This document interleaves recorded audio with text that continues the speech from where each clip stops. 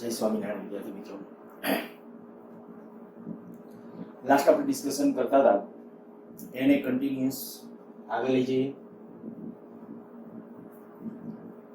આપણે ચર્ચા કરેલી હતી એની અંદર જ્યારે કોઈ પણ ગૂંચળું પ્રવાહધારિત ગૂંચળું સમાન ચુંબકીય ક્ષેત્રમાં મૂકવામાં આવે, સમાન ચુંબકીય ક્ષેત્ર, ત્યારે નેટ બળ 0 હોય, કોઈ પરિણામી બળ અનુભવતું નથી, પણ ટોર્ક એના ઉપર લાગે. આપણે જે ડિસ્કશન કર્યું હતું એ પ્રમાણે માની લ્યો કે આવી રીતે આ કોઈ ગૂંચળું છે, આ ગૂંચળું આમ ચુંબકીય ક્ષેત્રની અંદર મૂકેલું છે અને માની લ્યો કે આ ગૂંચળું આ અક્ષને અનુલક્ષીને પરિભ્રમણ કરી શકે એમ છે. તો પરિભ્રમણ કરશે કે કેમ?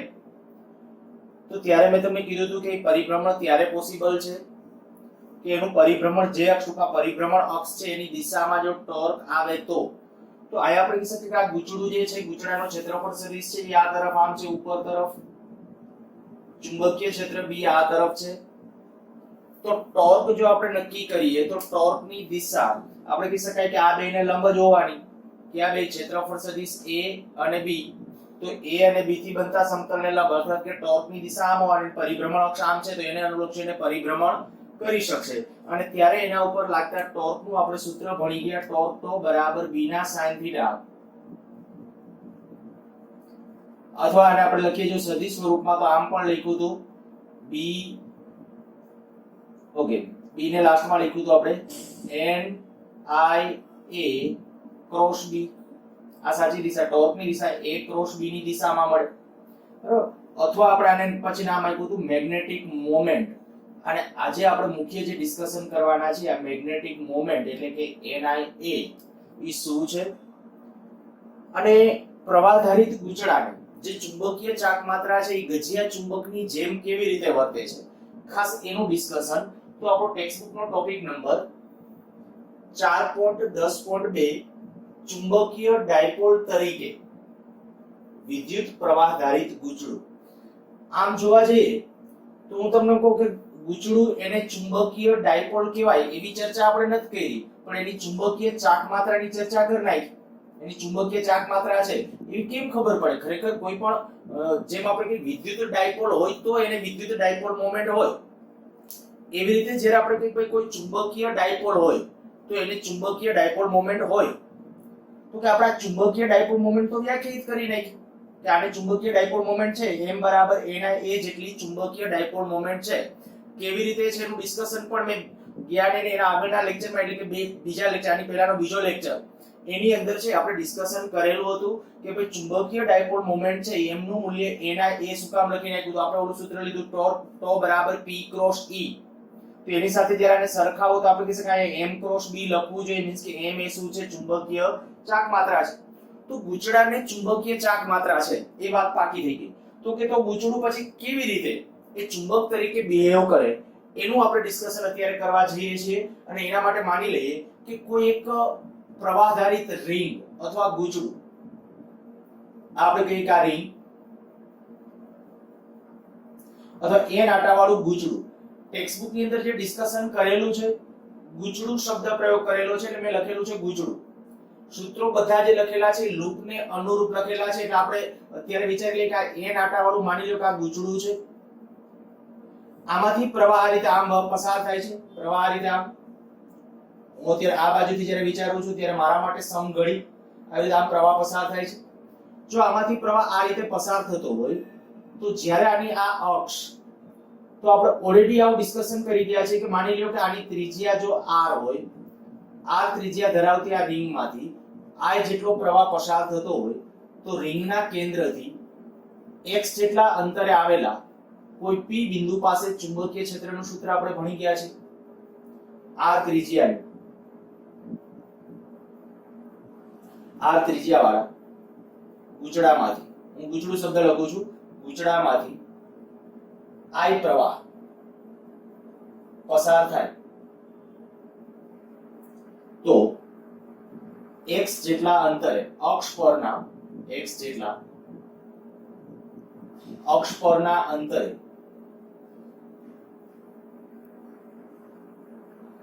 ચુંબકીય ક્ષેત્ર યાદ કરો અક્ષ પર ચુંબકીય ક્ષેત્રનું સૂત્ર શું હતું? તો B બરાબર ચુંબકીય ક્ષેત્રનું હું સૂત્ર લખું છું.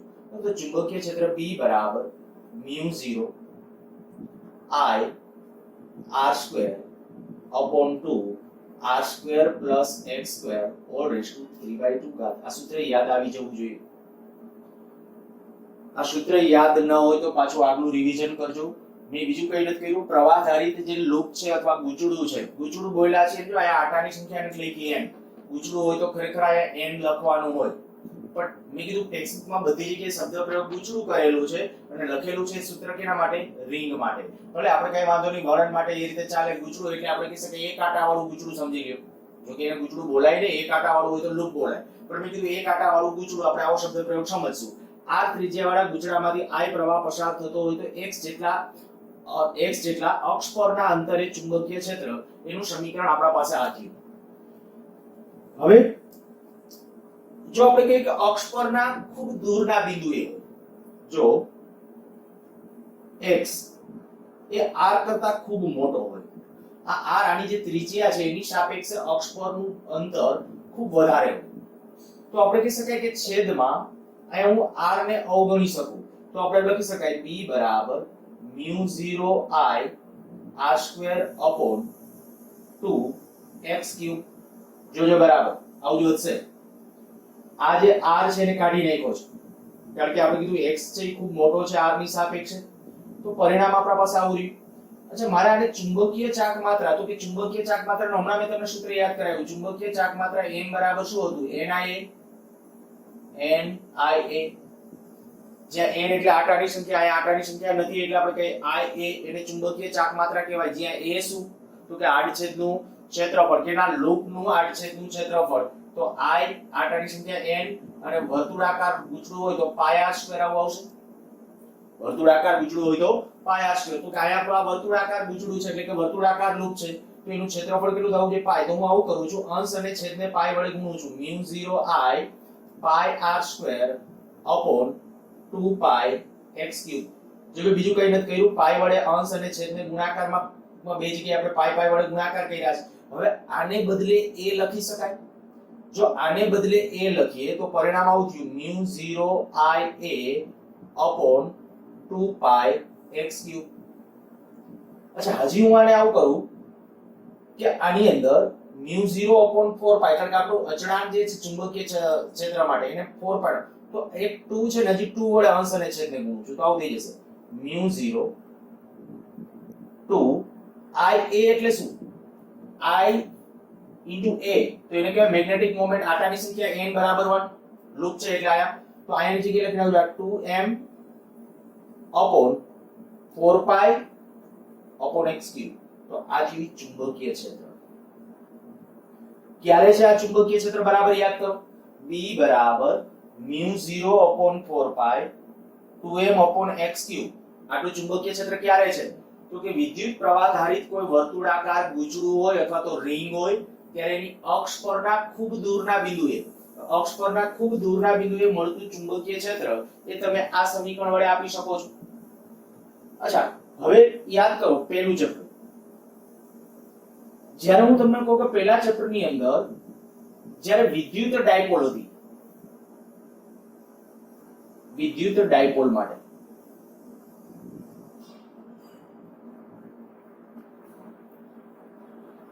તો વિદ્યુત ડાયપોલ માટે અક્ષ પરના ખૂબ દૂરના બિંદુએ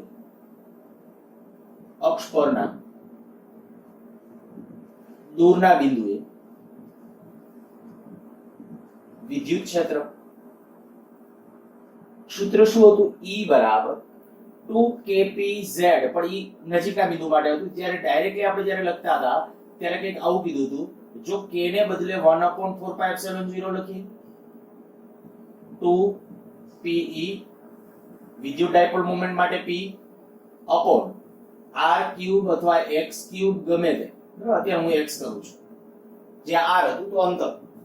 આવું સૂત્ર હતું 2kp upon r². યાદ કરો, અક્ષ પરના બિંદુએ વિદ્યુત ડાયપોલની, જ્યારે વિદ્યુત ડાયપોલ છે, આ ડાયપોલનો ઋણ ચાર્જ છે માની લ્યો, અહીંયા ડાયપોલનો ધન ચાર્જ છે. ડાયપોલમાં તમને ખબર છે ડાયપોલ એટલે શું હતું? વિદ્યુત ડાયપોલ શબ્દ યાદ આવી જવો જોઈએ. સમાન મૂલ્યના પરિમિત અંતરે રહેલા બે વિજાતીય વિદ્યુત ભારોનું તંત્ર એટલે એને વિદ્યુત ડાયપોલ કહેવાય. વિદ્યુત ડાયપોલ માટે એના અક્ષ પરના બિંદુએ, અક્ષ પરના ખૂબ દૂરના બિંદુએ જો તમે વિદ્યુત ક્ષેત્ર મેળવતા હોય તો આવું હતું 2kp r ઘન. r એટલે અહીંયા આપણે ડાયપોલ થી અંતર હતું, બરાબર. તો જોજો આ સૂત્ર અને આ સૂત્ર વચ્ચે તમે કોઈ સામ્યતા દેખાય છે તો કે હા, આ બંને સૂત્રો, આ સમીકરણ 1 અને આ સમીકરણ આને કદાચ 2 કહો તો અહીંયા આપણે ચોક્કસ આટલું કહી શકીએ કે ભાઈ μ0 છે એને સમતુલ્ય જાણે કે 1/4πε0 છે, અને જે અહીંયા આપણે કહીએ કે m જે છે મેગ્નેટિક મોમેન્ટ, એને બદલે આપણે કહીએ કે ઇલેક્ટ્રિક ડાયપોલ મોમેન્ટ pe. જોજો આ સમીકરણમાં μ0 ને બદલે 1/4πε0 મૂકી દો, 1/4πε0 સોરી μ0 ને બદલે 1/ε0 મૂકી દો, અને m ને બદલે pe મૂકી દો, વિદ્યુત ડાયપોલ મોમેન્ટ. તો આ સમીકરણ છે બે સરખા જ તમને દેખાશે, બરાબર. આ મૂકી દઈએ ત્યારની વાત. એનો અર્થ એવો થઈ ગયો કે વિદ્યુત ડાયપોલના જેટલા સમીકરણો છે, હવે હું બોલું છું સાંભળજો, વિદ્યુત ડાયપોલના જેટલા સમીકરણો છે એ બધા સમીકરણોની અંદર જો μ0 ને બદલે 1/ε0 ને બદલે μ0 અને pe વિદ્યુત ડાયપોલ મોમેન્ટ ને બદલે મેગ્નેટિક મોમેન્ટ લખી નાખીએ m, તો એ બધા શેના સૂત્રો બની જશે? ચુંબકીય ડાયપોલ માટેના. જોજો ચુંબકીય ડાયપોલ નામ શું કામ આપ્યું? મેં હેડિંગ આવું આપ્યું હતું, ચુંબકીય ડાયપોલ તરીકે વિદ્યુત પ્રવાહ ધારિત ગૂંચળું. વિદ્યુત પ્રવાહ ધારિત ગૂંચળું જાણે કે એક ડાયપોલ છે. શું કામ ડિસ્કશન એવું થયું? તો કે એના વિદ્યુત ક્ષેત્ર સોરી ચુંબકીય ક્ષેત્ર ઉપરથી આપણે ડિસ્કશનમાં ગયા કે ખૂબ દૂરના બિંદુએ. ધ્યાન રાખજો, એક જ્યારે પ્રવાહ ધારિત ગૂંચળું હોય તો એ નજીકના વિસ્તારમાં ચુંબકીય ક્ષેત્ર તો ઉત્પન્ન કરે જ છે, પણ દૂરના વિસ્તાર માટે મળતું ચુંબકીય ક્ષેત્ર એવી રીતે મળે છે કે જાણે કે એ ચુંબકીય ક્ષેત્ર છે. આમ આપણે કહી શકાય. ઓકે, હજી પહેલા આપણે એનું આ બીજા આપણે કે વિદ્યુત ડાયપોલ માટે જ્યારે આપણે સૂત્ર લખતા હતા તો વિદ્યુત ડાયપોલ માટેનું આપણે આ અક્ષ પરનું બિંદુ હતું વિષુવ રેખા માટે. વિદ્યુત ડાયપોલ માટે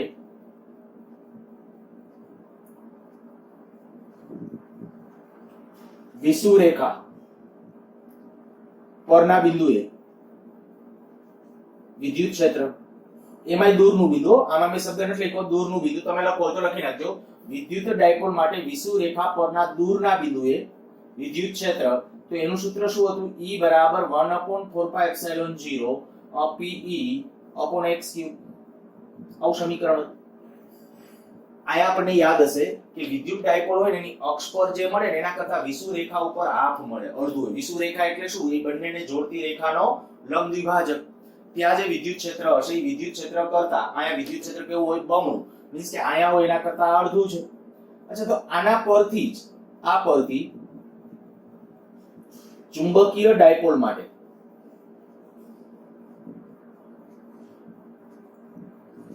જો ચુંબકીય ડાયપોલ માટે ડિસ્કશન કરવું હોય તો ચુંબકીય ડાયપોલ વિષુવ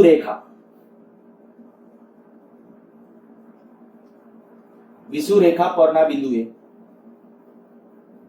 ચુંબકીય ક્ષેત્ર, તો સીધું લખીએ B બરાબર આ 1/ε0 ને બદલે શું લખવાનું? μ0/4π p ને બદલે લખી નાખો m/x3. તો હવે તમે સમજી શકો કે જાણે કે આની પરિસ્થિતિ કેવી થઈ. જેમ વિદ્યુત ડાયપોલ છે એવી રીતે આ જાણે કે ચુંબકીય ડાયપોલ. તો હવે તમે એમ થશે આમાં ડાયપોલ એટલે બે ધ્રુવ, આમાં ક્યાં બે ધ્રુવ આવે? જેમ વિદ્યુત ભારમાં સ્વતંત્ર ધ્રુવ એટલે કે મોનોપોલ અસ્તિત્વમાં છે, તમને ખ્યાલ છે કે ગજિયા ચુંબકની અંદર સિંગલ ધ્રુવ n ધ્રુવ એટલો પોસિબલ નથી. આ માની લ્યો કે ગજિયું ચુંબક છે, એનો n ધ્રુવ આ છે, s ધ્રુવ આ છે. જો એને હું વચ્ચેથી કટ કરું તો સ્વતંત્ર રીતે અહીંયા n પાછો અહીંયા s હશે જ. સ્વતંત્ર ધ્રુવ n અને s નોખો ન પડે. વિદ્યુત ડાયપોલમાં માની લો કે અહીંયા ધન અને અહીંયા ઋણ વચ્ચે કાપી નાખો, ધન અલગ હશે, ઋણ અલગ હશે. મોનોપોલનું અસ્તિત્વ છે. જ્યારે અહીંયા આપણે કહીએ કે મોનોપોલ મીન્સ કે ચુંબક માટે મોનોપોલ અસ્તિત્વમાં નથી. અચ્છા, હું જે તમને ડિસ્કશનમાં લઈ જાઉં છું કે આની અંદર આપણે કીધું કે આ જે વર્તુળાકાર લૂપ કીધી તો એને ડાયપોલ આવો શબ્દ પ્રયોગ કરીએ છીએ. ડાયપોલ એટલે બે ધ્રુવ ક્યાં? તો તો જાણે કે આની કન્ડિશન આ કે આની અચ્છા મેગ્નેટિક મોમેન્ટ કેમ લેવા યાદ કરો મેગ્નેટિક મોમેન્ટની દિશા મારે નક્કી કરવી આની ચુંબકીય ચાક માત્રાની દિશા કેમ નક્કી કરાય તો મેં આગલા લેક્ચર વખતે કીધું હતું મેગ્નેટિક મોમેન્ટની દિશા કેમ નક્કી કરવાની તો કે જે લૂપ છે આ લૂપ છે માની લો લૂપમાંથી મેં પહેલા કીધું હતું પ્રવાહ કેમનો વહે છે પ્રવાહ આમ વહે છે હું આ બાજુથી જોઉં છું તો મને વિષમ ગળી દેખાશે બરાબર વિષમ ગળી આ બાજુથી જ્યારે લૂપમાં જોઉં છું તો મને આમ વિષમ ગળી દેખાશે અને વિષમ ગળી છે તો એનો અર્થ કે પ્રવાહ આમ વહેતો હોય તો મેગ્નેટિક મોમેન્ટ કઈ બાજુ આવશે આ દિશામાં આવશે તો અહીંયા આની મેગ્નેટિક મોમેન્ટ જે મળશે એટલે કે ચુંબકીય ચાક માત્રા એ ચુંબકીય ચાક માત્રા m છે એ આ દિશામાં હશે ધ્યાન રાખજો આ લૂપ માટે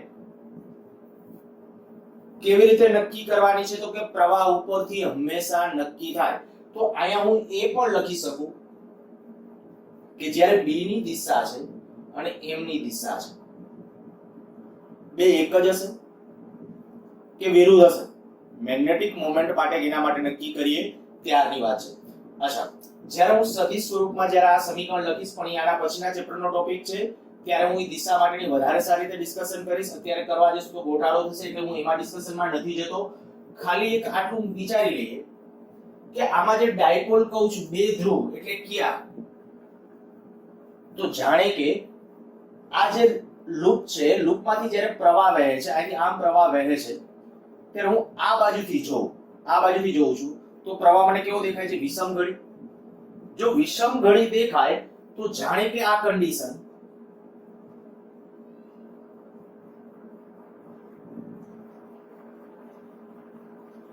જો સમઘડી દેખાય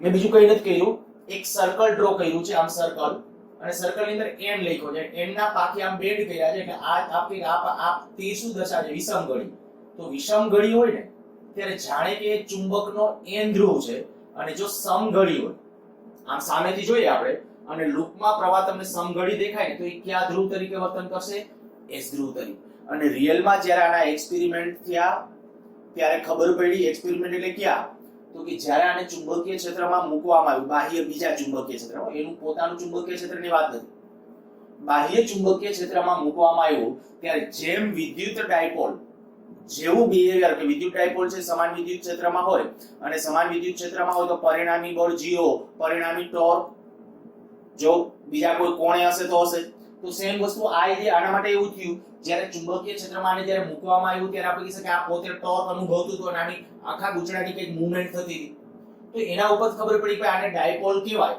અને ડાયપોલના બે ધ્રુવો જે મળે છે એ જાણે કે આવી રીતે આમ મળે છે કે આયા અંદર જાણે કે ગજિયો ચુંબક હોય છે નહીં કોઈ ગજિયો ચુંબક પણ ગજિયા ચુંબકનો જાણે કે n ધ્રુવ આ બાજુ હોય ને s આ n શું કામ લખ્યો તો કે હું જ્યારે આ બાજુથી જોતો હતો આ લૂપમાં જ્યારે સામે આ તરફથી જ્યારે જોઉં છું ત્યારે મને પ્રવાહ કેમનો દેખાય તો કે આમ વિષમ ગળી જો પ્રવાહ વિષમ ગળી દેખાય તો કયો ધ્રુવ n ધ્રુવ હવે આ બાજુથી જોઉં છું પણ એના બદલે આ બાજુથી આ લૂપમાં જોઉં તો દેખીતી વાત છે પ્રવાહ આમ હતો સમઘડી હશે તો એનો કે આ બાજુ s ધ્રુવ તો જાણે કે આ એક નાનકડી એવી ચુંબકીય સોય હોય ને એની જેમ બિહેવિયર ગજિયો ચુંબક તો પ્રબળ ચુંબકત્વ ધરાવતો હોય એટલે અહીંયા હું એટલું નહીં કહું કે એનો આટલું બધું પ્રબળ ગજિયા ચુંબક પાસે પ્રબળ ચુંબકત્વ હોય પણ હું ચુંબકીય સોય બોલું બરાબર જેને આપણે મેગ્નેટિક નીડલ કહીએ છીએ કંપાસ હોકા યંત્રમાં એમાં જે હોય એનું ચુંબકીય ક્ષેત્ર છે બહુ નબળું હોય બહુ ચુંબકત્વ નબળું હોય હલકી હોય તો એની જેમ અહીંયા આપણે કહીએ જાણે કે આ વિદ્યુત પ્રવાહ આધારિત લૂપ એક ચુંબકીય ડાયપોલની જેમ વર્તે છે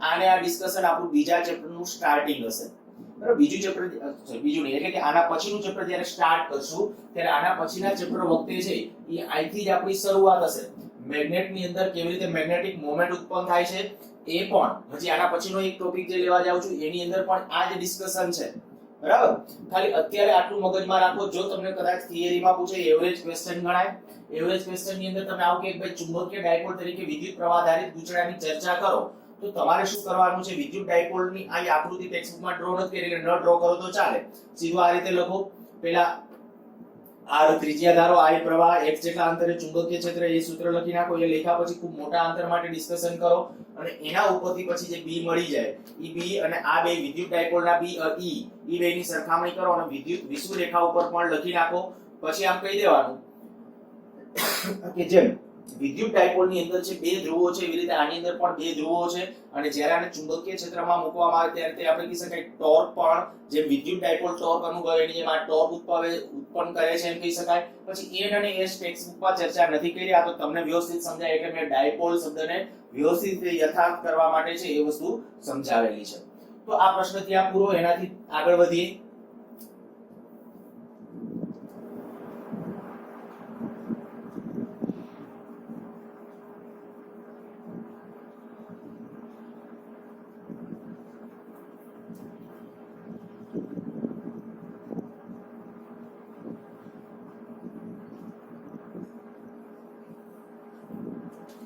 ટોપિક નંબર 4.10.3 પરિભ્રમણ કરતા ઇલેક્ટ્રોનની ચુંબકીય ચાલકતા.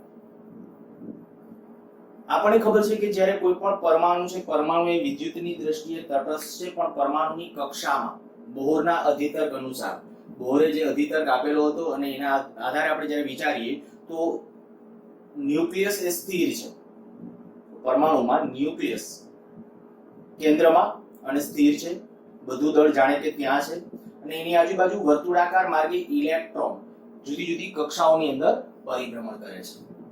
તો આ પરમાણુનું મોડેલ આપણે જાણીએ છીએ. માની લ્યો કે કોઈ એક ઇલેક્ટ્રોન વર્તુળાકાર માર્ગે જ્યારે ભ્રમણ કરે છે ત્યારે એની આ વર્તુળાકાર કક્ષા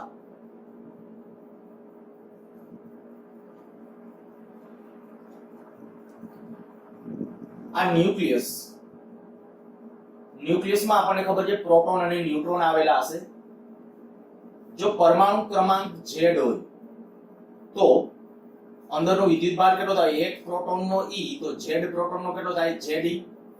માની લો કોઈ એક r ત્રિજ્યાવાળી કક્ષામાં કોઈ એક m દળ ધરાવતો ઇલેક્ટ્રોન v જેટલા વેગથી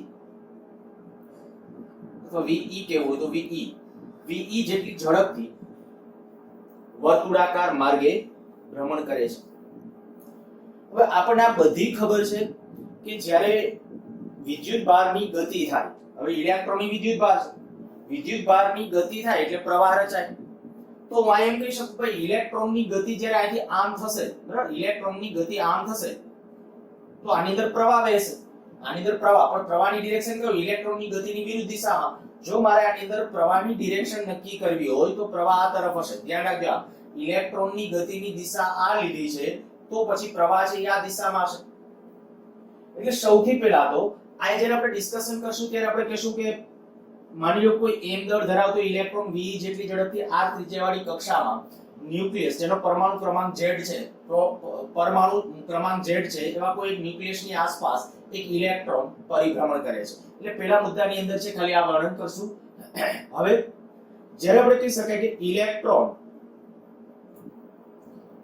ના કક્ષામાં ભ્રમણને લીધે રચાતો પ્રવાહ, જો I કહીએ પ્રવાહ I, તો ત્રીજા ચક્ર વખતે ડિસ્કશન કરી ગયા છે કે પ્રવાહનું મૂલ્ય કેટલું હશે. તો કે જો આ હું કોઈ એક આડછેદ માની લો કે ઇમેજિનેશન કરું, આ એક આડછેદ આપણે કક્ષામાં, તો આ આડછેદમાંથી જે વિદ્યુતભાર પસાર થશે આપણે I બરાબર Q upon T, T એટલે જો હું આવર્તકાળ જેટલો સમય લઉં, બરાબર, આવર્તકાળ જેટલો સમય, તો આવર્તકાળ એટલે શું? એક પરિભ્રમણ પૂરું કરવા માટે લાગતો સમય. હવે એક પરિભ્રમણ, અને માની લો કે આ કક્ષા મેં લીધી છે, એ કક્ષાની અંદર એક ઇલેક્ટ્રોન, મારે આ પરિભ્રમણ કરતા એક ઇલેક્ટ્રોનની ડિસ્કશન છે. તો હું તમને એમ કહું કે આવર્તકાળ જેટલા સમય માટે તમે અહીંયા વેઇટ કરો, તો આવર્તકાળ જેટલા સમયમાં અહીંથી કેટલા ઇલેક્ટ્રોન નીકળશે? તો કે એક.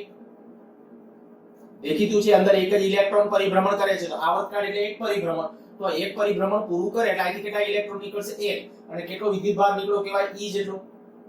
બરાબર, તો આ I બરાબર E upon T, અથવા આને આમ લખવું તો લખી શકાય EF.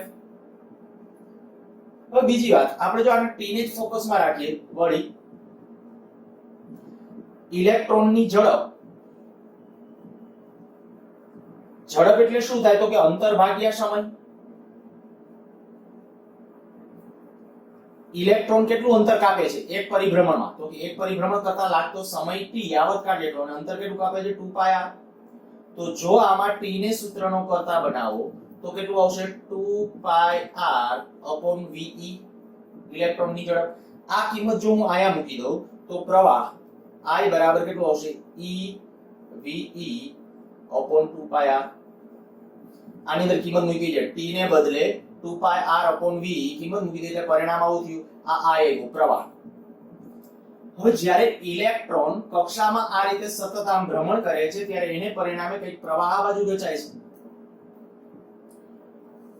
જો પ્રવાહ આ બાજુ આમ રચાતો હોય તો કે તો પછી અહીંયા મેગ્નેટિક મોમેન્ટ પણ હશે, કારણ કે આપણે મેગ્નેટિક મોમેન્ટ ભણી ગયા. મેગ્નેટિક મોમેન્ટ એટલે શું? તો કે જ્યારે કોઈ પણ પ્રવાહધારિત લૂપ હોય, ગૂંચળું હોય, એમાં જ્યારે વિદ્યુત પ્રવાહ પસાર થતો હોય ત્યારે એને મેગ્નેટિક મોમેન્ટ હોય, અને મેગ્નેટિક મોમેન્ટ કેના જેટલી હોય? તો કે મેગ્નેટિક મોમેન્ટ m બરાબર I * a. આપણું સમીકરણ આ છે. તો આપણે કહી શકાય માટે ઇલેક્ટ્રોનની r ત્રિજ્યાવાળી કક્ષામાં ચુંબકીય ચાક માત્રા જો m વડે લખું છું તો m બરાબર, આ જો કે ઇલેક્ટ્રોન માટે છે ને જનરલી મ્યુ વડે દર્શાવી દેવાય છે, તો આપણે મ્યુ કરી નાખીએ. ઇલેક્ટ્રોન માટે મ્યુ છે, એના જ કોઈ ફેરફાર નહીં.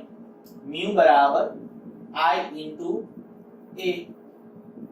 તો આ આપણે લખશું I ને બદલે કેટલું? તો કે I ને બદલે આ સમીકરણ EV/2πr * આ તો કે આના આડછેદનું ક્ષેત્રફળ જે પ્રવાહધારિત ગૂંચળું બને. બરાબર, આયા પ્રવાહધારિત ગૂંચળું એટલે આ લૂપમાં ઇલેક્ટ્રોન ગતિ કરે એટલે પ્રવાહ આમ ગતિ કર્યો કહેવાય. તો આ જે છે એનું આડછેદ, તો આડછેદનું ક્ષેત્રફળ કેટલું થશે? πr². તો આ πr², પાઈ કેન્સલ, એક r કેન્સલ, કેટલું રહેશે? જો 1/2 EV. આ એક પરિણામ તમારે આ યાદ રાખવાનું છે એમસીક્યુ સોલ્વ કરવા માટે. કક્ષીય ચુંબકીય ચાક માત્રા પરમાણુની કક્ષામાં ભ્રમણ કરતા ઇલેક્ટ્રોન માટે કક્ષીય ચુંબકીય ચાક માત્રાનું મૂલ્ય આટલું છે. અચ્છા, ચુંબકીય ચાક માત્રાની દિશા કઈ? જો ચુંબકીય ચાક માત્રાની દિશા આપણે નક્કી કરી, હું એક બાજુમાં એક બીજી આકૃતિ ડ્રો કરું છું. માની લ્યો કે આપણો ઇલેક્ટ્રોન છે ને એ કંઈક આ રીતે આમ પરિભ્રમણ કરે છે. આ પરિભ્રમણ અક્ષ છે. આ અક્ષને અનુલક્ષીને ઇલેક્ટ્રોન છે ચોક્કસ કોણીય ઝડપથી, એટલે ઓમેગા જેટલી કોણીય ઝડપથી માની લ્યો કે આ આમ ભ્રમણ કરે છે. ઇલેક્ટ્રોન આ રીતે આમ ભ્રમણ કરે છે. બરાબર, ઇલેક્ટ્રોનનું પરિભ્રમણ એ આ ડિરેક્શનમાં છે. જો આમ પરિભ્રમણ થતું હોય તો પ્રવાહ કેમનો રચાશે? પ્રવાહ I. ઇલેક્ટ્રોનનું ભ્રમણ હું આ બાજુ કહું છું. આ ઇલેક્ટ્રોન છે માની લ્યો, તો ઇલેક્ટ્રોન છે એની ગતિ આ બાજુ છે, એટલે આ બાજુ અત્યારે હું આમ કહું છું. ઇલેક્ટ્રોનનું ભ્રમણ આમ, તો પ્રવાહ એનાથી વિરુદ્ધમાં લેવાય. અચ્છા, પ્રવાહ જો અહીંથી આમ વહે છે આ લૂપની અંદર, તો મારે ચુંબકીય ચાક માત્રા કેમ નક્કી કરાય? તો આપણે ભણી ગયા હતા કે જમણા હાથના આ સમતલ જે બન્યું, સમતલને લંબરૂપે સ્ક્રૂ રાખી, સ્ક્રૂને કેમનો ફેરવો? પ્રવાહની દિશામાં. તો પ્રવાહ તો આમ છે, જો સ્ક્રૂ આમ વળશે તો નીચે જશે. એનો અર્થ એવો થાય કે આની કક્ષીય ચુંબકીય ચાક માત્રા જે આવશે ને એ આ આવશે μ. બરાબર, આ ઇલેક્ટ્રોન પરિભ્રમણને કારણેની જે ચુંબકીય ચાક માત્રા આવી તે લખી છે. અચ્છા, હવે હું આવું કરું, એક આપણે ચોક્કસ ટર્મિનોલોજી કોણીય વેગમાન તરફ જવું છે. કોણીય વેગમાન અને ચુંબકીય ચાક માત્રા વચ્ચેનો સંબંધ તારવવા જવું છે. તો શું કરું છું? અંશ અને છેદને ઇલેક્ટ્રોનના દળ વડે ગુણાકાર કરીએ છીએ. 1/2 2m, આ E આયા જ રાખું છું, m v r. જો આ E એમનો, આ 2 m વડે અંશ અને છેદને જે ગુણાકાર કર્યા તે m v e અને r e જે હતા એમ. હવે યાદ કરો કે જો r ત્રિજ્યાવાળી આ કક્ષામાં જો કોઈ ઇલેક્ટ્રોન ગતિ કરતો હોય, આ ઇલેક્ટ્રોન જે ગતિ છે એની ઝડપ કેટલી? ve, દળ કેટલું? m. તો ઇલેક્ટ્રોનનું કોણીય વેગમાન, પરંતુ L બરાબર R ક્રોસ P. યાદ કરો ચાક ગતિ વાળું ચેપ્ટર ત્યારે કોણીય વેગમાન આવી ગયું હતું. L બરાબર R ક્રોસ P. આ જો R ક્રોસ P છે જે R અને P વચ્ચેનો એંગલ અથવા આમ લખો R ક્રોસ mv. અહીંયા ઇલેક્ટ્રોન માટે છે તો ઇલેક્ટ્રોનનું દળ, ઇલેક્ટ્રોનની ઝડપ અને ઇલેક્ટ્રોનના વર્તુળાકાર માર્ગની ત્રિજ્યા. હવે R અને V વચ્ચેનો એંગલ તો કે વર્તુળાકાર કક્ષામાં જ ભ્રમણ કરતો હોય ઇલેક્ટ્રોન વર્તુળાકાર કક્ષામાં જ ભ્રમણ કરે તો R અને V વચ્ચેનો એંગલ કેટલો 90. જો એંગલ 90 છે તો કોણીય વેગમાનનું મૂલ્ય કેટલું થઈ જશે mv r. બરાબર આ જો એની ઝડપ v છે તો ve તો આ થઈ આ કોણીય વેગમાન સદિશ સ્વરૂપે હતું. આ કોણીય વેગમાન l આ રીતે આપણે કરી નાખ્યું. આ ખાલી સમજવા માટે વધારાનું મેં લખ્યું છે, તમે ડાયરેક્ટલી લખી શકો છો l બરાબર mvr. આ શું છે કોણીય વેગમાન. આ ચુંબકીય ચાકમાં હું આને બદલે કોણીય વેગમાન l લખી નાખું છું. માટે μ બરાબર e/2m l. અચ્છા કોણીય વેગમાનની દિશા કેમ નક્કી કરાય? કોણીય વેગમાનની દિશા r અને p થી બનતા સમતલને લંબ જમણા હાથના સ્ક્રૂના નિયમ પ્રમાણે. જો આ ઇમેજિનેશન કરો r કેમનું છે આ બાજુ, p કેમનું છે વેગમાન તો કે વેગની દિશામાં, વેગ આમ છે અંદર તરફની દિશામાં, r આમ છે p આમ છે અંદર તરફ તો આમ વાળશો અથવા ઓલા સમતલ આપણે સ્ક્રૂના નિયમ પ્રમાણે આ સમતલ બન્યું, r આ બાજુ છે વેગમાન p આમ છે સમતલ આમ બન્યું, સમતલને લંબરૂપે સ્ક્રૂ રાખો અને સ્ક્રૂને r થી p તરફ ફેરવો. કોણીય વેગમાનની દિશા નક્કી કરું છું તો કેવી રીતે થશે r ક્રોસ p પ્રમાણે દિશા કઈ આ રીતે આપણે સ્ક્રૂને આમ તો સ્ક્રૂ ઉપર જશે. એનો અર્થ એવો થાય કે કોણીય વેગમાન l છે ને એ આ બાજુ. હવે અહીંયા આ μ અને l જુઓ જોઈએ બે પરસ્પર વિરુદ્ધ દિશામાં છે એટલે કે કોણીય વેગમાન અને ચુંબકીય ચાક માત્રા બે પરસ્પર વિરુદ્ધ દિશામાં છે. તો જો હું સદિશ સ્વરૂપે લખું તો આમ લખું સદિશ સ્વરૂપે લખતા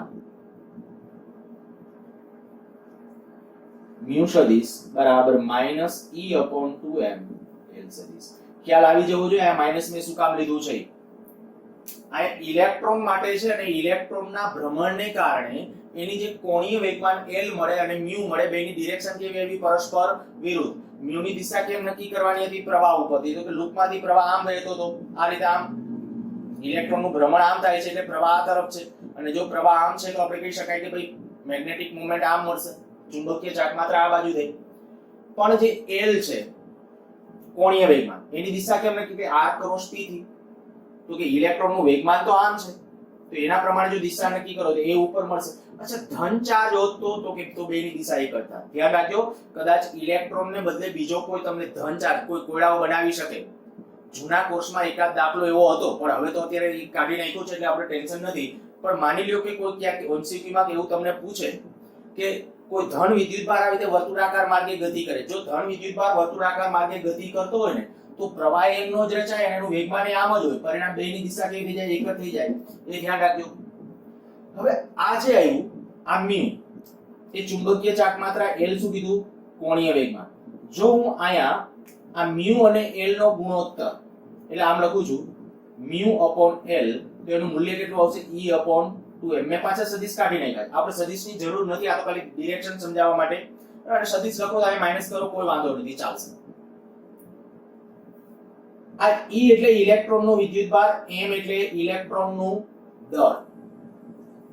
જો આની વેલ્યુ મૂકવામાં આવે ઇલેક્ટ્રોનનો વિદ્યુતભાર અને આ તો ત્યારે μ/l બરાબર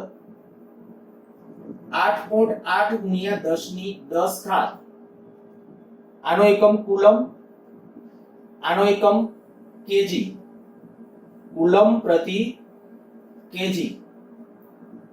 આ જે છે આને આપણે નામ આપશું ગાયરોમેગ્નેટિક રેશિયો.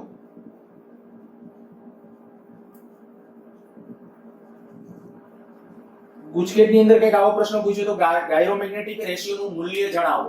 તો ગાયરોમેગ્નેટિક રેશિયોનું મૂલ્ય કેટલું એટલે ઓપ્શનમાં તે આપ્યું તો 8.8 ગુણ્યા 10 કુલમ પ્રતિ કેજી. એકવાર કઈક આવો ક્વેશ્ચન પૂછ્યો તો ચુંબકીય ચાક માત્રા અને કોણીય વેગમાનના ગુણોત્તરનો એકમ જણાવો. ફરીથી બોલું છું, લખી નાખ્યો આવા ક્વેશ્ચન, ચુંબકીય ચાક માત્રા અને કોણીય વેગમાનના ગુણોત્તરનો એકમ, તો ગુણોત્તરનો એકમ શું થશે? કુલમ પ્રતિ કેજી, બરાબર. આના ઉપરથી અને આ ગાયરોમેગ્નેટિક રેશિયો. હવે જે મેં કીધું કોઈ પણ ઇલેક્ટ્રોન જ્યારે ઇલેક્ટ્રોન પરિભ્રમણ કરે છે ત્યારે આ ગાયરોમેગ્નેટિક રેશિયોનું મૂલ્ય છે કેવું છે? ફિક્સ છે, બરાબર. તો આ અર્થ થઈ ગયો. તમને 2 માર્ક કે 3 માર્ક ની અંદર 3 માર્ક માટે વધુ યોગ્ય ગણાય. 3 માર્ક ની અંદર આવી રીતે આમ ક્વેશ્ચન પૂછી શકે કે ભાઈ પરિભ્રમણ કરતા ઇલેક્ટ્રોનની ચુંબકીય ચાક માત્રા સમજાવો. તો ચુંબકીય ચાક માત્રાની જો આપણે ડિસ્કશન કરતા હોય તો આ થઈ ગઈ એની ચુંબકીય ચાક માત્રા, બરાબર. આ સુધી એનું ડિસ્કશન તમારે છે ખાસ કરવાનું રહેશે. થોડા જે એમાં એક સ્ટેપ આગળ વધીએ. જ્યારે આ સંબંધ છે, આ સંબંધ mu બરાબર E/2m L. L એટલે શું? કોણીય વેગમાન. તમે કેમિસ્ટ્રી ની અંદર ભણી ગયા છો અને આપણે ભણવાના છીએ પાર્ટ 2 ની અંદર, પરમાણુ વાળું ચેપ્ટર આવશે ત્યારે. બોહરે જે ક્વોન્ટમ અધિતર્કો આપ્યા એમાંનો એક અધિતર્ક આવો હતો કે જ્યારે કોઈ પણ કક્ષામાં ઇલેક્ટ્રોન જ્યારે પરિભ્રમણ કરે ત્યારે એનું કોણીય વેગમાન ઇલેક્ટ્રોન નું કક્ષામાં ભ્રમણ દરમિયાન કોણીય વેગમાન L બરાબર nh/2π. યાદ આવી ગયું હશે તમને, બરાબર. જો કદાચ આ શબ્દ કપાઈ ગયો હોય, ન દેખાતો હોય, હું ફરીથી બોલી જાઉં છું. પહેલા તમે ખાલી અહીં સૂત્ર લખ્યું છે અને પછી અહીં ઇલેક્ટ્રોનનું કક્ષામાં ભ્રમણ દરમિયાન કોણીય વેગમાન L બરાબર કેટલું આવશે? nh/2π. L બરાબર nh/2π. જો એ કિંમત આયા મૂકી દો તો mu બરાબર E/2m nh/2π. જેમ n શું છે તો કે મુખ્ય ક્વોન્ટમ નંબર, n શું? મુખ્ય ક્વોન્ટમ નંબર જે કક્ષાનો ક્રમ, જ્યાં n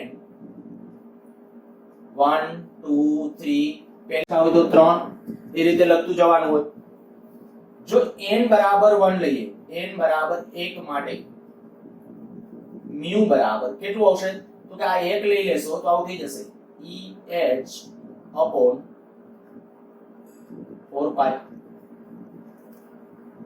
EH/4π. આ છે મૂલ્ય આવ્યું. આને તમે જે આ રીતે આમ લખવા માંગતા હોય EH/2. ચાલો, કારણ કે H કટ એટલે H/2π. H કટ એટલે શું થાય? H/2π. જો H આ H કટ ને બદલે લખો H/2π. શું પરિણામ આવશે? H ને હું આને બદલે કહું છું, આ H કટ ને બદલે H કટ એટલે શું? H/2π. જો આ H/2π લખશો તો આપણું આ પરિણામ મળી જશે. તો આ થઈ ગઈ એની ચુંબકીય ચાક માત્રા.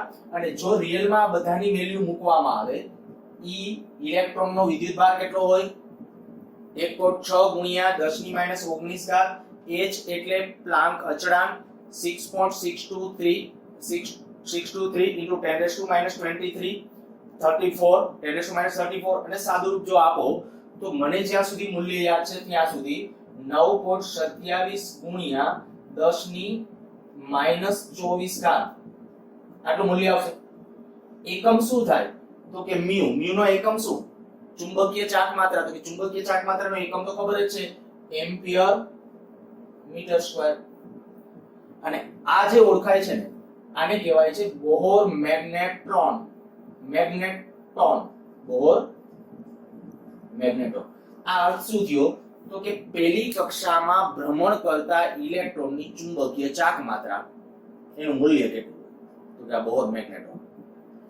કદાચ તમને વ્યાખ્યામાં એમાં ક્યાંય કદાચ આવું પૂછે બોહર મેગ્નેટ્રોન કોને કહે છે તેના મૂલ્ય વિશે 2 માર્ક માટે આવો પ્રશ્ન બનાવી શકે, બરાબર. તો આપણે આ સૂત્રથી શરૂ કરીને મેં આટલું આ અલગથી જે લખ્યું છે એનું ડિસ્કશન તમે કરી શકો. પહેલા જો આપણે આટલો આ ક્વેશ્ચન પરિભ્રમણ કરતા ઇલેક્ટ્રોનની ચુંબકીય ચાક માત્રા સમજાવો તો પરિભ્રમણ કરતા ઇલેક્ટ્રોનની ચુંબકીય ચાક માત્રા એટલે આ ડિસ્કશન થઈ ગયું. અને એની અંદર ગાયરોમેગ્નેટિક રેશિયો એના ઉપરથી મેં 1-2 પ્રશ્નો તમને આ કીધા. mu/L નો એકમ જણાવો. mu/L બીજા કોઈ પણ માટે પૂછે, આ ઇલેક્ટ્રોન માટે છે તો આ આવ્યું. બીજા કોઈ પણ માટે પૂછે શું થાય હમણાં તમને એકાદ પ્રશ્ન લઈને સમજાવું છું. બીજું પછી આપણે આ કીધું કે ભાઈ ઇલેક્ટ્રોનનું ભ્રમણ દરમિયાન જે કોણીય વેગમાન છે એની કિંમત મૂકી દઈએ તો પહેલી કક્ષામાં, બીજી કક્ષામાં, ત્રીજી કક્ષામાં એનું કોણીય વેગમાન તમને મળતું જશે. પહેલી કક્ષામાં એનું જે કોણીય વેગમાન છે કેટલું છે 9.27 × 10⁻24 એમ્પિયર મીટર સ્ક્વેર અને એને શેના તરીકે બોલવામાં આવે છે બોહર મેગ્નેટોન. તમને વેલ્યુ પણ પૂછી શકે કે ભાઈ બોહર મેગ્નેટોનની વેલ્યુ જણાવો તો આ વેલ્યુ છે તમે યાદ રાખી શકો તો યાદ રાખજો 9.27 × 10⁻24 એમ્પિયર મીટર સ્ક્વેર, જે શું દર્શાવે છે તો કે પહેલી કક્ષામાં ઇલેક્ટ્રોનનું કોણીય વેગમાન. બીજી કક્ષામાં ગણવું હોય તો આને 2 વડે ગુણી નાખો. ત્રીજી કક્ષામાં ગણવું હોય કારણ કે આ આપણે ખબર છે n એટલે 3 એટલે આના વડે ગુણાકાર લેતા જશો તો એને અનુરૂપ તમને mu નું મૂલ્ય છે એ કન્ટીન્યુઅસલી છે પહેલી કક્ષા, બીજી કક્ષા, ત્રીજી કક્ષા એના માટે છે ચેન્જ થતું મૂલ્ય મળતું જશે. એકાદ પ્રશ્ન લઈએ પછી પૂરું કરીએ. અચ્છા, આ જે પરિણામ છે એ પણ એટલું જ કામનું છે. ધ્યાન રાખજો, આ જ્યારે તમને આ કહી દીધું છે કોઈ પણ માટે જો તમને કોઈ ચાર્જ વિદ્યુતભાર આપી દીધો છે, ઝડપ આપી દીધી છે અને એની ત્રિજ્યા આપી દીધી છે તો તમારે ચુંબકીય ચાર્જ માત્રા mu નક્કી કરવાનો એક રસ્તો આ, બરાબર, બીજો રસ્તો આ, ત્રીજો રસ્તો આ.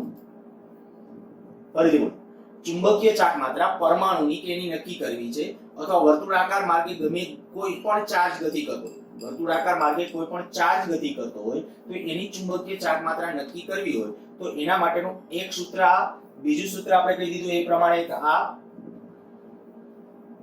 જો ડાયરેક્ટ કોણીય વેગમાન જાણતા હો તો સીધું E/2m ગાયરોમેગ્નેટિક રેશિયો વડે ગુણાકાર કરી નાખો તો પણ મળી જશે. અને ત્રીજો રસ્તો મેં કીધું એ પ્રમાણે આ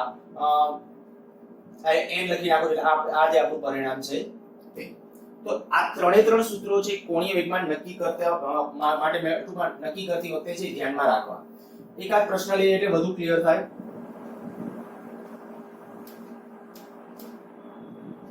માની લો કે આવું કીધું કે એક 12 લંબાઈનો એક સળિયો છે. આ 12 લંબાઈનો એક સળિયો છે. આ એક q વિદ્યુતભાર છે, અહીંયા પણ q વિદ્યુતભાર છે.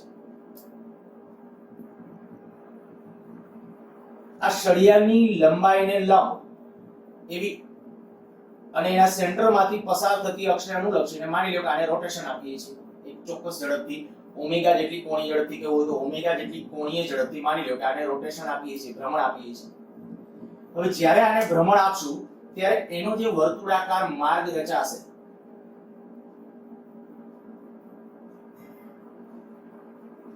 માની લો કે એનો વર્તુળાકાર માર્ગ છે. હવે જ્યારે ઓમેગા જેટલી કોણીય ઝડપથી ભ્રમણ આપીએ ત્યારની વાત છે. હવે તમને એમ કે ભાઈ આની ચુંબકીય ચાર્જ માત્રા મેળવો અથવા μ/L મેળવો. કેવી રીતે જોજો શું પરિસ્થિતિ થાય છે એ જ આપણે ડિસ્કશન ખાસ અહીં કરવાનું છે. બે વિદ્યુતભારો છે અને ધન ચાર્જ લીધા છે. ઓમાં મેં ઇલેક્ટ્રોનની વાત કરેલી ત્યારે તમને ધન ચાર્જ કહું છું.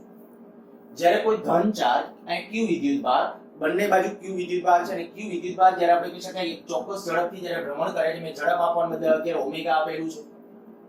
આપણું જે હમણાં પરિણામ હતું એને ઓમેગાના પદમાં પણ ટ્રાન્સફર કરી શકાય. v બરાબર r ઓમેગા થાય. આપણું કોણીય વેગમાનનું એક સમીકરણ શું હતું? μ બરાબર 1/2 EVR હતું. હવે v બરાબર શું થાય પાછું r ઓમેગા. v બરાબર r ઓમેગા તો આવું થઈ જશે e omega r square. v ને બદલે r ઓમેગા લખો એટલે તો ઓમેગાના પદની અંદર આપણું પરિણામ આવું થશે. અચ્છા, હું અત્યારે થિયોરેટિકલ ચાલુ છું, ડાયરેક્ટ આવા કોઈ સૂત્રનો સીધો ઉપયોગ નથી કરતો કારણ કે ભૂલ પડવાની શક્યતા કરતા કદાચ તમને ડાયરેક્ટલી આનો કન્સેપ્ટ નહીં સમજાય. આ સૂત્ર ક્યારે વાપરવું એ સમજાય એટલા માટે હું તમને કાયદેસર આપણી જે થિયરી છે એ મુજબ ચાલીએ. અને જો તમને આમ કહો કે જ્યારે આમ ગતિ કરે છે ત્યારે રચાતો મારે પ્રવાહ નક્કી કરવો હોય તો પ્રવાહનું સમીકરણ શું? qf. પણ q ને બદલે શું? ચાર્જ. આ દાખલા તરીકે હું આડછેદ કોઈ ધ્યાનમાં રાખીને ઊભો હમણાં મેં સમજાવ્યું પ્રમાણે આ આડછેદ, તો આ આડછેદમાંથી આવતકાળ જેટલા સમયમાં કેટલો વિદ્યુતભાર નીકળશે? તો કે આવતકાળ જેટલા સમયમાં અહીંથી જે વિદ્યુતભાર નીકળશે એક qr, બીજો q એટલે 2q અને f ને બદલે લખવું હોય તો v/2πr.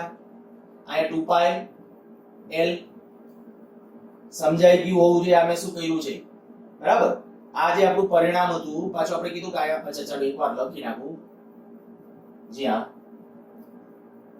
f બરાબર 1/t અને આવર્તકાળ t એટલે તમારે નક્કી કરવું હોય તો t બરાબર શું થાય? 2πr/t. ચલો તો આના ઉપરથી આ તમે કહી શકો શું આવશે? v/2πr 2πr આ જે હતું પણ આ એટલે ત્રિજ્યા હતું. અહીંયા ત્રિજ્યા કેટલી છે તો કે 2l લેન્થ છે ટોટલ સળિયાની, તો ત્રિજ્યા કેટલી થશે વર્તુળાકાર માર્ગની l. વર્તુળાકાર માર્ગની ત્રિજ્યા થઈ જશે ઈ l થઈ જશે. તો આપણા પાસે આ પરિણામ આવ્યું ત્યાં. હજી આ આવ્યું છે. હવે આપણે નક્કી શું કરવાનું હતું તો કે μ બરાબર I into a. ચાલો I ને બદલે આ લખી નાખે 2 કેન્સલ અથવા 2qv upon 2πl into ક્ષેત્રફળ. આનું ક્ષેત્રફળ કેટલું થશે πl સ્ક્વેર. જો આ 2 કેન્સલ, એક પાઈ પણ કેન્સલ, એક l પણ કેન્સલ, વધશે કેટલું qv l. જો ત્યાં શું હતું 1/2 evr, એને બદલે અહીંયા 1/2 નથી આવ્યું, આ પરિણામ આવ્યું μ ચુંબકીય ચાક માત્રા. અચ્છા હવે કોણીય વેગમાન નક્કી કરું. l બરાબર આનું કોણીય વેગમાન l1 કહું અને બીજાનું l2 અને બેયનો સરવાળો. શું કામ અધિશની જેમ સરવાળો? બાદબાકી કેમ નહીં તો કે બેયનું પરિભ્રમણ એક જ છે. આનું ભ્રમણ આમ છે, ઓનું ભ્રમણ આમ જ છે. બે એક જ બાજુ જો ભ્રમણ કરતા હોય તો આપણે કોણીય વેગમાનની દિશામાં હમણાં ઇલેક્ટ્રોન માટે આ નક્કી કરતા શીખવાડેલી હતી. ઇલેક્ટ્રોન કે ઇલેક્ટ્રોન ગતિ આમ કરતો હોય તો એનો r આમ હતો, વેગમાન આમ હતું, એટલે એનું કોણીય વેગમાન કેમ આવતું હતું ઉપર તરફ. તો સેમ વસ્તુ આયા તમને એમ કહું કે જો આની ઝડપ છે આમ છે એટલે અંદર તરફ ગતિ છે આ બાજુ. જો ગતિ આ તરફ, કારણ કે ઓમેગા આમ લીધો છે બરાબર, તો ગતિ આ તરફ છે. અને જો ગતિ એ તરફ છે તો એના રૂટ બેયના કોણીય વેગમાન એક જ દિશામાં મળશે. તો આપણે કહી શકાય જો દળ m હોય, ઝડપ v હોય, અને ઝડપ v હોય અને ત્રિજ્યા il હોય તો il પ્લસ mvl l બરાબર. તો આ કેટલું આવ્યું 2mvl l બરાબર. અને જો હવે આના ઉપરથી હું નક્કી કરું μ upon l તો qvl upon 2mvl vl cancel થઈ જશે. q upon જો કાંઈ અંદાજ આવે છે આગલું જે પરિણામ હતું μ by l વાળું પરિણામ શું હતું ગુણોત્તર μ upon l એટલે e upon 2m. એક ઇલેક્ટ્રોન ભ્રમણ કરતો હતો. તો અહીંયા જ્યારે બે ચાર્જ ગતિ કરે છે તો ભલે ગતિ કરતા પણ જો q by 2 એમાં આવું આવે છે આ ગુણોત્તરો. એક ધ્યાન રાખજો આ બદલાય છે μ અને l તો બદલાય છે. μ નું મૂલ્ય કેટલું થઈ જાય છે qvl જેટલું અને l નું મૂલ્ય પણ બદલાય છે. આ બમણું થયું, આ બમણું થયું તો આ બમણું થાય છે ને પણ જાણે કે એનો ગુણોત્તર છે ને એ ગુણોત્તર એમનામ અચળ છે. હું તમને એમ આમ કહું કે કદાચ આમાં એકલો જ q વિદ્યુતભાર આમનામ ગતિ કરતો હોય એકલો q વિદ્યુતભાર તો આ શું આવત 1/2 આવત, તો આ એક જ પદ આવત, ગુણોત્તર આને આજ રહે. કદાચ એક ને એક માત્ર ચાર્જ ગતિ કરતો હોય તો. હવે આ જે સ્ટ્રેજેડી છે આ ખરેખર આપણે આના પછી જે નેક્સ્ટ ચેપ્ટર છે ને એમાં આપણે કહીએ કે ભાઈ કોઈ પણ પદાર્થ છે ગજિયા ચુંબક તરીકે ક્યારે વર્તી શકે. તો એની જ્યારે વાત આવશે ને ત્યારે આ વસ્તુ છે ખૂબ કામની છે. અને ત્યારે જે મેં કીધું કે એની ચુંબકીય ચાક માત્રા, જો ઇલેક્ટ્રોનના ભ્રમણની પહેલી કક્ષામાં ઇલેક્ટ્રોન ભ્રમણ કરતો હોય તેની ચુંબકીય ચાક માત્રા કેટલી છે આટલી છે. આ ઉપરાંત જે પ્રયોગો થયા ત્યારે ઇલેક્ટ્રોનને એક બીજી પ્રાકૃતિક ચુંબકીય ડાયપોલ મોમેન્ટ છે એ કાંઈક મારે તમને કહેતા રહી ગયું. આ નીચે એક આની સાથે જ ત્યાં કનેક્શન ની અંદર ઇલેક્ટ્રોન ને સ્પિન ચુંબકીય ચાક માત્રા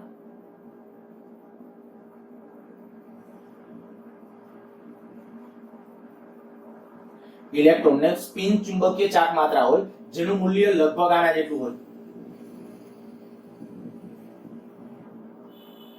9.27 ગુણ્યા 10⁻²4 એમ્પિયર મીટર સ્ક્વેર જેટલું હોય. સ્પિન ચુંબકીય ચાક માત્રા કઈક અર્થ આવો નીકળે. હું આમ કહું આ દાખલા તરીકે માની લો કે ઇલેક્ટ્રોન્સ છે ઈ જાણે કે પોતે પોતાની અક્ષની આજુબાજુ સ્પિન કરતો હોય બરાબર. ચોક્કસ પોતે કક્ષામાં તો ભ્રમણ કરે છે. જેમ સૂર્ય મંડળમાં આપણે કહીએ કે ભાઈ સૂર્ય છે આ આપણી પૃથ્વી, તો પૃથ્વી કક્ષામાં તો ભ્રમણ કરે છે. ઈ કક્ષામાં ભ્રમણને કારણે એને કક્ષીય ચુંબકીય ચાક માત્રા, આને બોલવું તો એમ બોલાય આ જે મ્યુ છે કક્ષીય ચુંબકીય ચાક માત્રા, ધ્યાન રાખજો. અને આ હું લખું છું સ્પિન ચુંબકીય ચાક માત્રા, તો એનું બીજું નામ છે પ્રાકૃતિક ચુંબકીય ચાક માત્રા. તો પ્રાકૃતિક ચુંબકીય ચાર્જ માત્રાનો અર્થ એવો થયો જેમ આપણે કે આપણી ધરતી માતા એટલે કે પૃથ્વી આ કક્ષામાં ભ્રમણ કરે એને પરિણામે કક્ષીય મૂવમેન્ટ હોય, કક્ષીય ચુંબકીય ચાર્જ માત્રા હોય, પણ પોતે પોતાની ધરીની આસપાસ જે રોટેટ થાય, ધરીની આસપાસ પૃથ્વી, એને પરિણામે એને સ્પિન મૂવમેન્ટ હોય. તો કે આયા એવી રીતે ઇલેક્ટ્રોન માટે આવો કન્સેપ્ટ વિચારવામાં આવ્યો, પણ આ કન્સેપ્ટ ખોટો છે. ધ્યાન રાખજો, ઇલેક્ટ્રોન પોતે એક મૂળભૂત કણ છે, એવો પાર્ટિકલ્સ છે જે ભમરડાની જેમ, ભમરડો એટલે તો એ ઘણા બધા અણુઓનો જથ્થો થઈ ગયો, ઘણા બધા કણોનો જથ્થો થઈ ગયો, એને પરિભ્રમણ અક્ષ હોય એની ચોક્કસ અક્ષને અનુલક્ષીને ભ્રમણ કરે. હવે ઇલેક્ટ્રોન તો અત્યાર સુધીનો આપણો એક મૂળભૂત કણ છે, અને એ મૂળભૂત કણ છે એ કોઈ દિવસ છે આપણે કહી શકાય પોતે પોતાની અક્ષને અનુલક્ષીને પરિભ્રમણ કરી શકે નહીં. એક ખાસ ધ્યાન રાખજો કે ઇલેક્ટ્રોન પણ છતાં પણ એને જ્યારે ચુંબકીય ચાક માત્રા મળી ત્યારે એક ગાર્ટેચ નામના સાયન્ટિસ્ટે એના પ્રયોગો કર્યા, અને એ પ્રયોગો આપણા માટે રેન્જ બહાર છે એટલે હું એની કોઈ ડિસ્કશનમાં નથી જતો, પણ છતાં પણ આટલું ધ્યાન રાખજો, આયા મિસકન્સેપ્ટ ન થાય એ પણ એટલું સાચું છે. ધ્યાન રાખજો કે આયા સ્પિન બોલાય છે, આમ સ્પિન ચુંબકીય ચાક માત્રા અથવા પ્રાકૃતિક ચુંબકીય ચાક માત્રા, સ્પિન ચુંબકીય ચાક માત્રા અથવા પ્રાકૃતિક ચુંબકીય ચાક માત્રા, એનું મૂલ્ય કેટલું? તો કે એનું મૂલ્ય આના જેટલું, લગભગ આના જેટલું જ. લગભગ હું એટલા માટે બોલું છું, જુદા જુદા એક્સપેરિમેન્ટ વખતે આનું મૂલ્ય થોડું સ્લાઇટલી જુદું મળતું હોય છે, પણ આયાથી આપણી એનસીઆરટી પ્રમાણે આપણે આમ કહેશું કે એનું મૂલ્ય આના જેટલું જ છે. અને આનો કોઈ ખોટો અર્થ નહીં કરતા કે ઇલેક્ટ્રોન પોતે પોતાની ધરીની આસપાસ સ્પિન કરે છે. નામ ભલે રહ્યું સ્પિન ચુંબકીય ચાક માત્રા, ઇલેક્ટ્રોન ખરેખર સ્પિન કરતો નથી. અને એ જે મેં કીધું ડીચેચ ગાર્ટેક એમણે જે એક્સપેરિમેન્ટ કર્યો છે, એ એક્સપેરિમેન્ટના આધારે એની ચુંબકીય ચાક માત્રા રિયલમાં મળી છે, ને એ બહુ સરસ આમ એક્સપેરિમેન્ટ છે. પણ મેં કીધું એ આપણા માટે થોડું, કારણ કે એની જે મેથેમેટિકલ એની જે કેલ્ક્યુલેશનો બધા છે એ કેલ્ક્યુલેશન તમે તમારા લેવલ ઉપર અત્યારે ન સમજી શકો એટલે આપણે એ ડિસ્કશનમાં જતા નથી. ખાલી આટલું સમજશું કે ભાઈ ઇલેક્ટ્રોનને એની પોતાની ચુંબકીય ચાક માત્રા છે, અને જે ચુંબકીય ચાક માત્રા જે છે ક્લાસિકલ ફિઝિક્સ અને ક્વોન્ટમ ફિઝિક્સ, ક્લાસિકલ ફિઝિક્સ તો એ નથી સમજાવી શકતું, પણ ક્વોન્ટમ ફિઝિક્સ છે એ સ્પિન મેગ્નેટિક મોમેન્ટ છે એની સમજાવી શકે છે. સારું, તો અહીંયા આપણો થિયોરેટિકલ ડિસ્કશન છે 4.10.2 અને 4.10.3 આની ચર્ચા પૂરી થાય છે. બધું આવતા લેક્ચર